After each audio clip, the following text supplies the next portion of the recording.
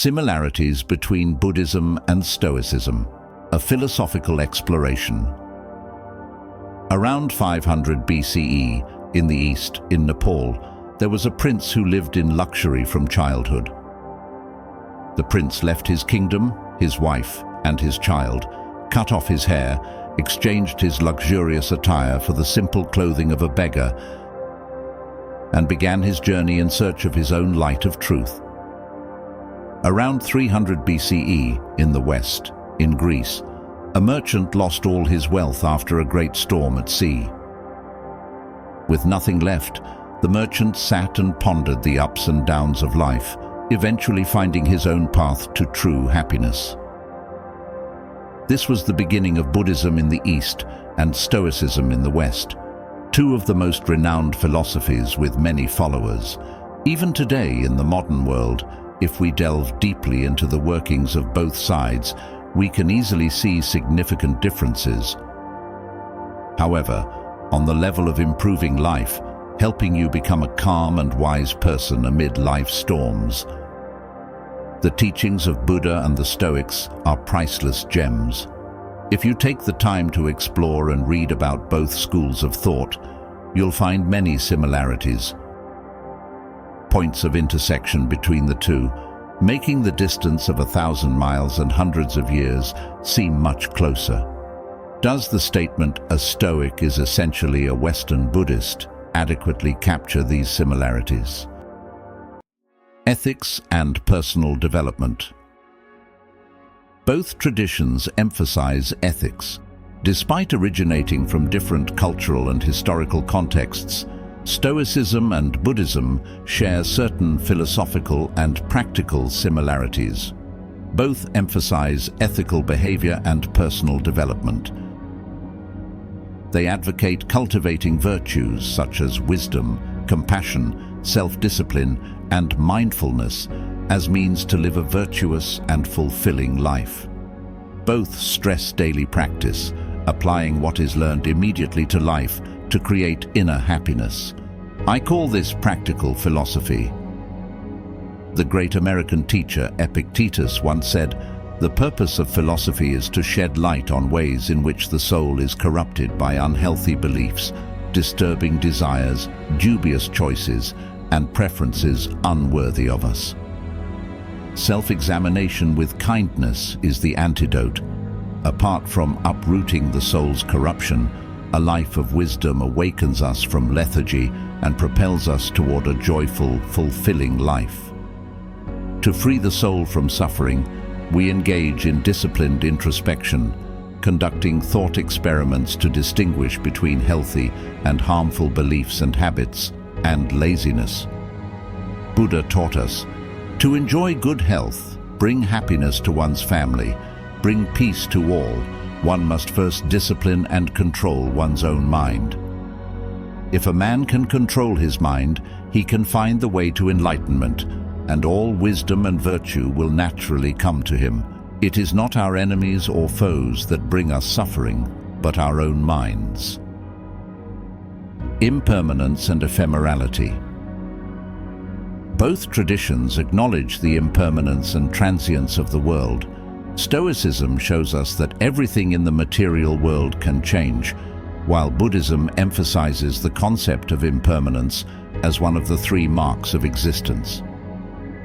Both philosophies encourage their followers to develop a correct worldview, accept the impermanence of life, and detach from attachments and worldly desires.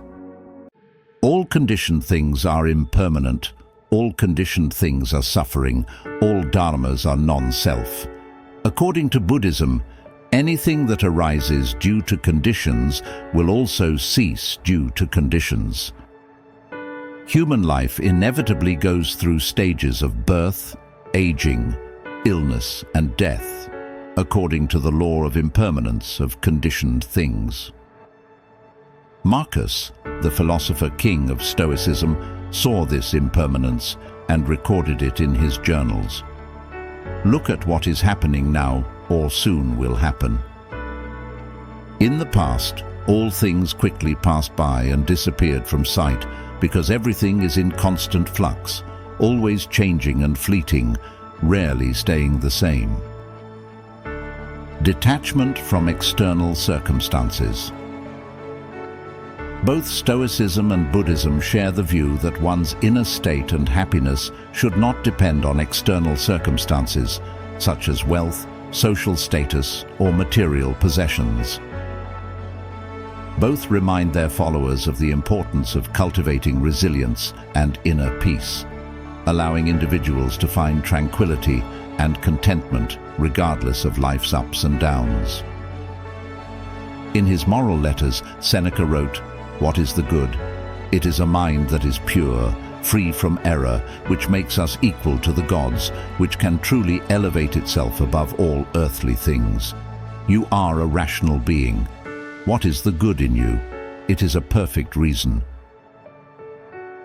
Strive to elevate your reason from its current state to a state of perfect clarity and let it achieve that perfection.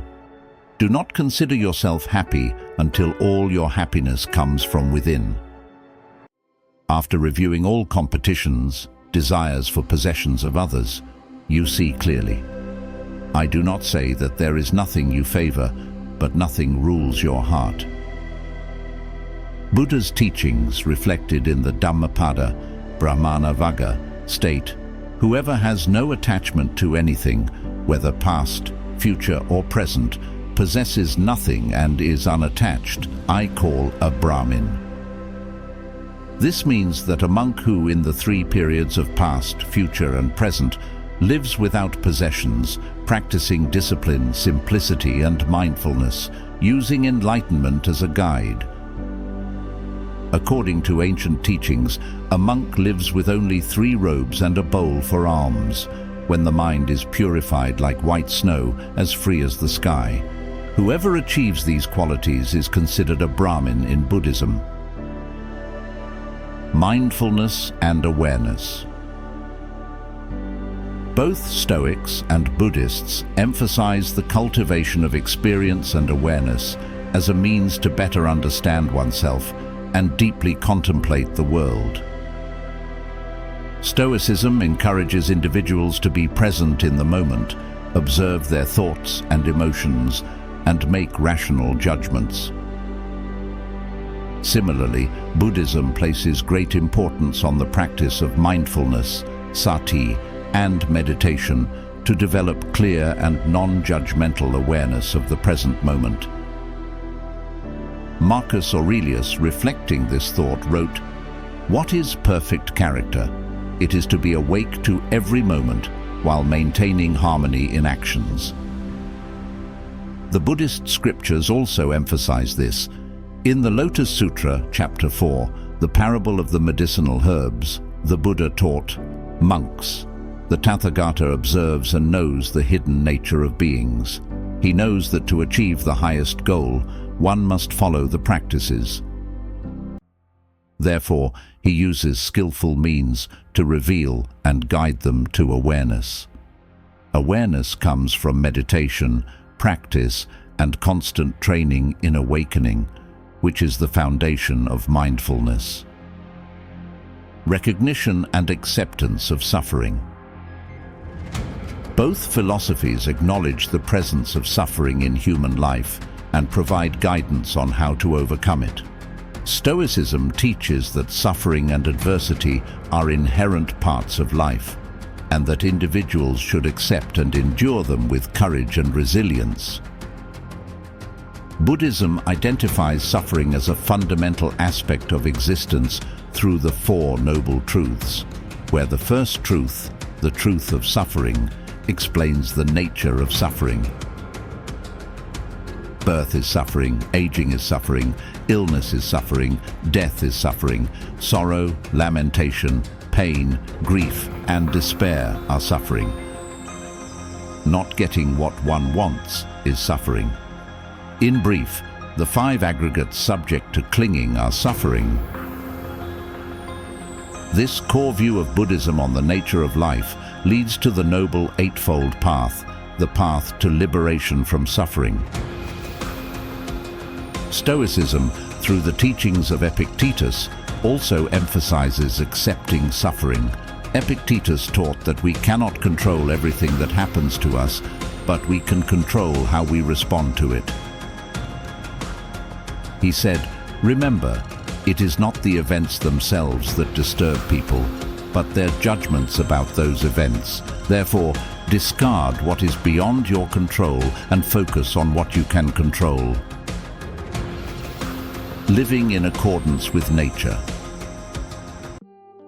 Recognizing the impermanent nature of life, everything subject to change, Buddhists highlight the term enlightenment. This realization helps us to be peaceful, to let go, and to focus on living each hour and minute of the present in peace. Stoics also see death and everything returning to dust as the ultimate end of human life.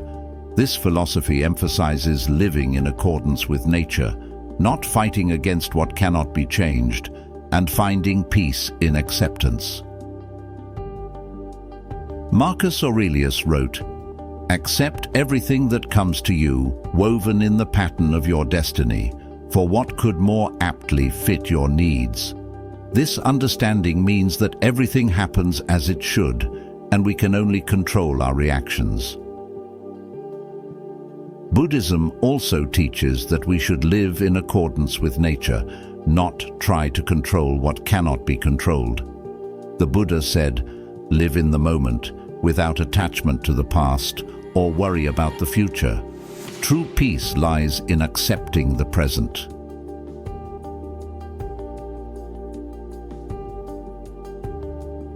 Both philosophies instruct us with their own exercises to apply them in our current and future lives.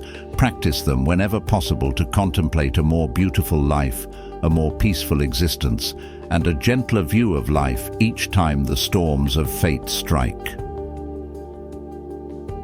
The common points between these two schools help modern individuals living in a world full of skepticism see their own beacon in the storm. Thank you for watching.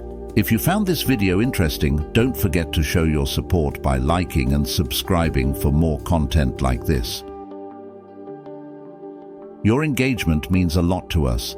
Stay tuned for future updates. See you in next video.